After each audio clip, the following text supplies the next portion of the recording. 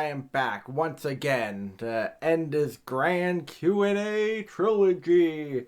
It wasn't meant to be a trilogy, but you know what? I feel like each answer I gave was as long as it needed to be. So, yeah, part 3 of Q&A answers might be a bit much, but so be it. Because today, if a question has not been answered, it will be answered, unless, watch, I'll get spammed with a bunch of questions suddenly. Which, hey, more comments the better, but let's hope I can get this out.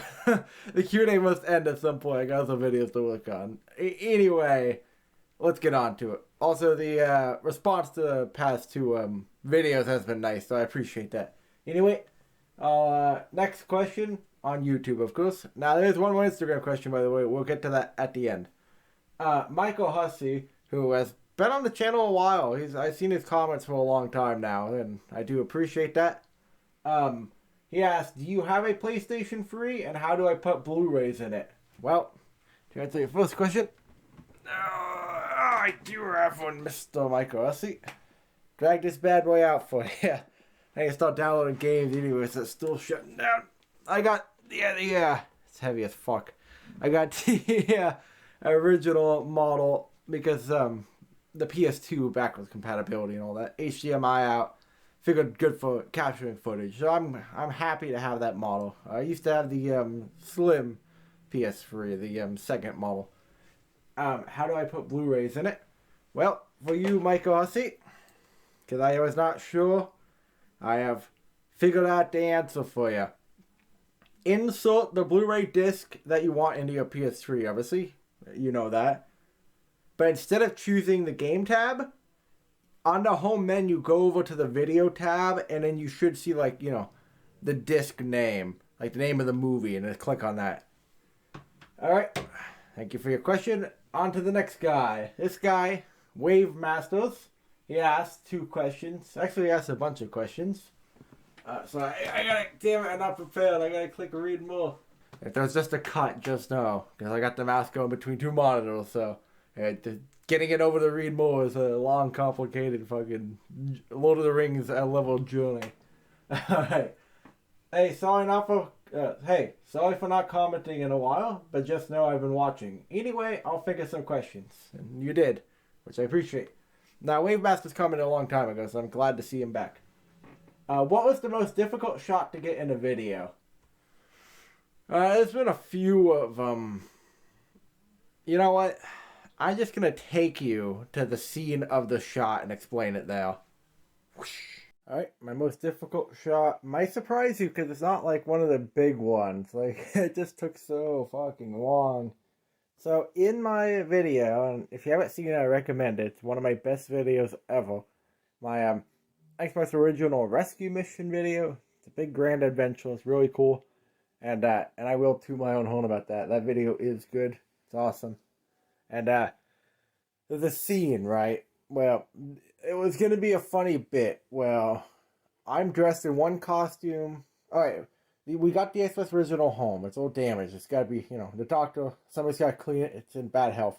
So, you know, like you see, like, paramedics that carry somebody on, like, a stretcher, you know? One guy's on the front of the stretcher carrying it, one guy's on the back. My gag was going to be, I'm carrying the Xbox original on a stretcher through that door. Let me show you the hallway real quick.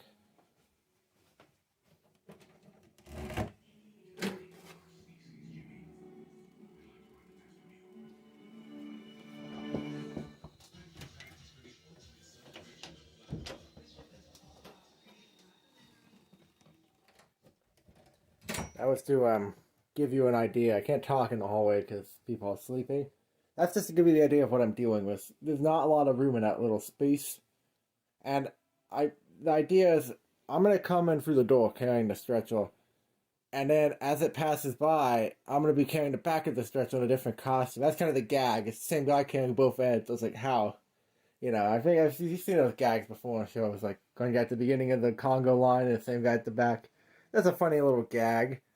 But filming it was a nightmare because after the lighting, like the hallway was too bright, you would have seen nobody on the other end. So, and I was a one-man operation. So at first I tried putting a phone on a tripod. You know, I tried the camera first, then I did the phone up here, zooming down, so it'd be an overhead shot. That didn't work well at all. I couldn't get the fucking angle right, guys. This was literally, this was like an hour and a half probably, about, give or take. And that's probably being conservative. It was an hour and a half trying to figure out this stupid shot, and I came back the next day to get it. And the shot didn't turn out as well as I wanted, you know. But I'm still proud of it. The way I fixed it, and this was actually difficult to get to, because, like, I did not have room to move here. Now, this stuff was in the way, I moved it. But the way I got it is I actually... Oh, and one thing I'll explain real quick. I don't want to ramble too much, but, there's a white, like, step ladder back there. And, I first had to figure out how to build the stretcher. Yeah, so the first thing I did was I put like a bed sheet, like a pink one, around that. So that kept unfolding, and that thing isn't stable and it's not shaped right. It was just a big nightmare. So then I used a sled, and I basically just stood in front and fake pulled, and then had a guy at the back. Even then, you don't notice in the video, the sled's not in the same spot when I'm back there up front. This gives limited space. But yeah. That was the most difficult shot to get, because, like, it's a cramped space. Because it's not as simple as just working into space. You gotta have the camera far enough back to catch the whole scene, but not too much. You gotta figure out the lighting. And I also, again, people were sleeping out there, so I couldn't be, like, banging around in the hallway. But I had to use the hallway, and it was late at night. So it was just a whole big fucking hassle. But I'd say that's my most difficult shot to get. There's other shots that are annoying, and I could talk about in the future, but I feel like this is a good answer for now. Alright, now you're back. You see that annoying ass shot I had to get, but I strategized. Alright, his next question, Wave Master still. What's one piece of advice you have for a person trying to be a YouTuber? Alright. Now, for this one, I don't want to give, like, the cliche advice that you see everywhere. Because that cliche advice, a lot of it is accurate, but you already know it. You know. My piece of advice is... some people have valuable skills. Like, some people are great at editing. Some people great at voice personality. Some people have great charisma. Some people are just really intelligent. Like, a lot of people have different levels and different skills they bring to the platform. However, there is one thing that everyone has. A vital resource that cannot be taken away from you. Your personality. It is your personality. You're the only one that can do your personality. Once you find something with your personality, people can try to copy it, but they're going to be obvious. They're going to stand out, you know. Nobody can copy you. It's like the AVGN clones that all came and went and are long gone now. Your personality is you. So, uniqueness is going to be my piece of advice I'm giving you. Be unique. Do something different. Don't just do the same thing. Now, there's nothing wrong with doing the same thing. You can do mostly the same thing, but try to throw a little bit in there. Throw some character in there. Throw some personality. Make a goof. Make a gaff. Something. Build a cool set design. I don't know. Wear a funny hat. Wear a pineapple hat on... fucking pineapple hat. Like a giant one. I'm sure they make that. Like Goku hair, but pineapples. I don't know. Something funny. Unique. Something different. Now... Don't be unique in, like, the bad way. We've seen people on the internet who, like, are known for being cringy. That's a different kind of uniqueness, the Christian type. You want to be unique in a good way, bring your own personality. Like, I don't want to sound egotistical, but I try to bring uniqueness to videos. I try to throw an extra. I try to, even covering something that nobody else is going to cover. Really anything. Little things, big things, add character. Don't just do the same thing, Put on a cool t-shirt. Anything. Uniqueness is going to make you stand out. There's so much competition on YouTube, but you have to stand out in some way. It can even be like maybe you adjust the contrast and the color a little bit on your video to make it different, Maybe you have like a green glow to your videos. Maybe you have a unique, like, a type of music that you play in the background of videos, a style. Maybe your game room is just set up in a cool way where people remember, I see certain game rooms that the photos of them keep popping up everywhere, and I recognize that because it's got characters built in a unique way. Do anything. Stand out. And by the way, you can stand out by going above and beyond, put the most effort out of anyone in your field. No matter what you are, if you're fucking reviewing minerals or rocks or reviewing pineapples, we're back to the pineapples, Be the best pineapple review on the beach. Make other pineapple reviewers fucking kick their pineapple in shame on the beach and say, oh, I'm Marietta. I pineapple reviews are nothing compared to the fucking, I don't know, the fucking pineapple kid of Guapaco. Some fucking island. I don't know. Stand out. Stand out's my point.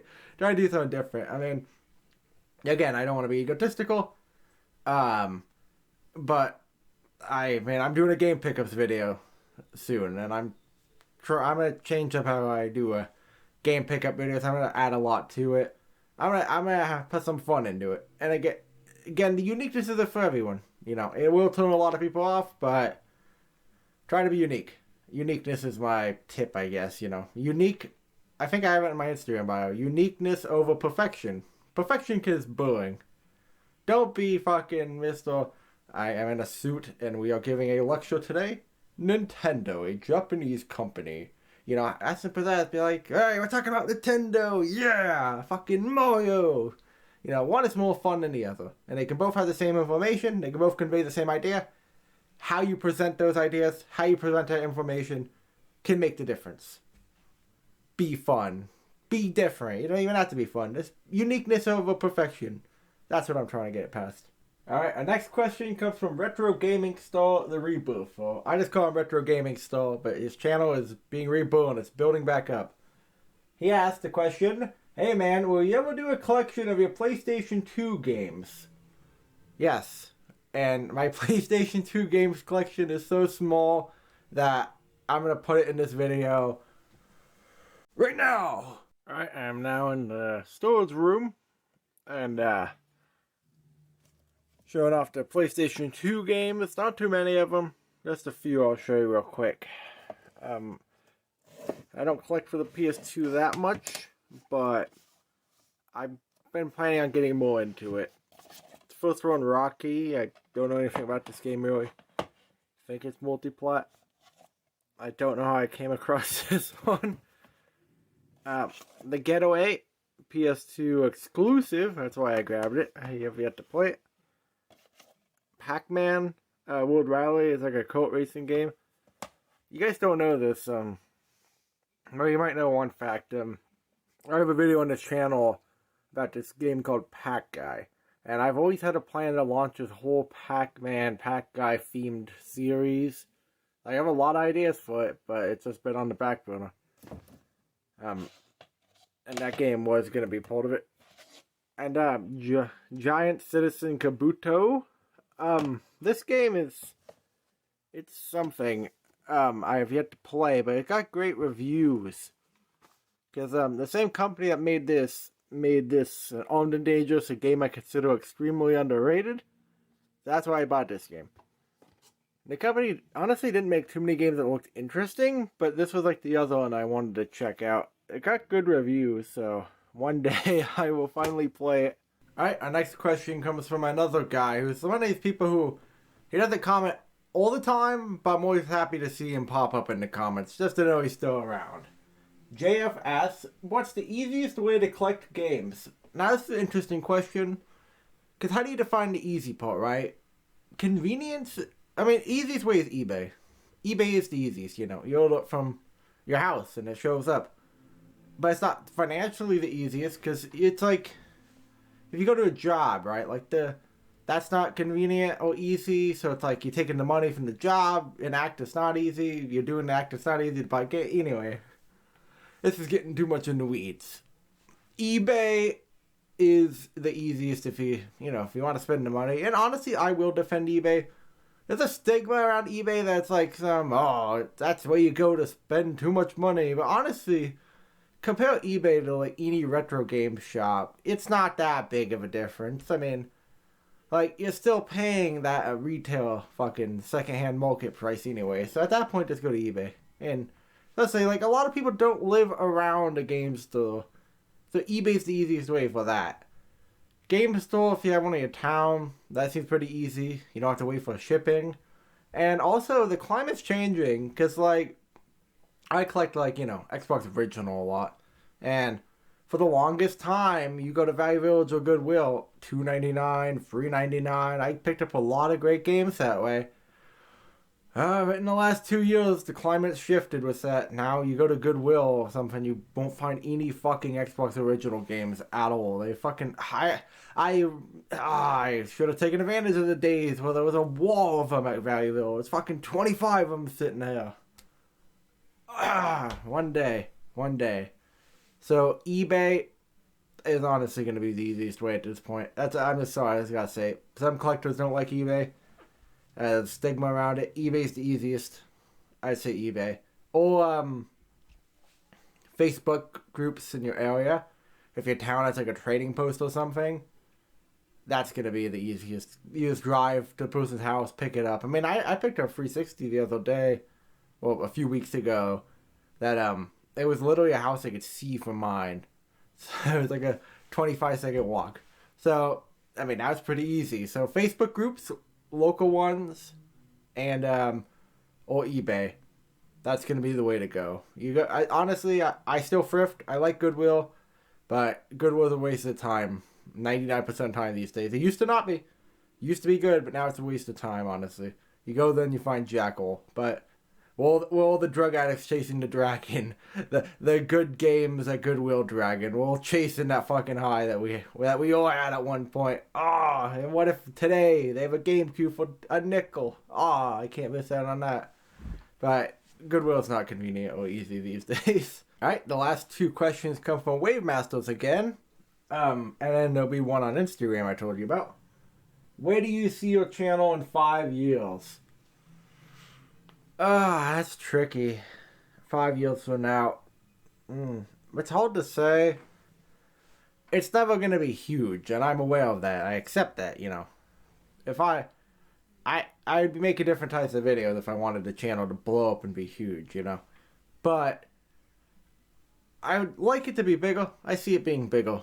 Like, it'd be nice to get, like, I don't know, 100, 200 more subs. Yeah, it's a small amount, but, like, or 200 viewers, I guess. So maybe the sub count would be higher. It'd be nice. Haytham Gruxton, the channel will have a niche appeal, and that's the hill we're climbing. We're gonna climb the small, but, you know, audience that likes the content. We're not going for mainstream success on this channel. So in 5 years from now, I don't expect mainstream. I don't expect it to be huge, but, you know, I said a few hundred, maybe like 1,000, 2,000 subs. That'd be nice. I don't know if it'll be there or not. And I don't know if I'll be making videos in 5 years, to be honest, you know. I feel like by then I might have run out of ideas, you know. YouTube for me isn't forever. Unless I make a career off of it, YouTube really isn't forever for me.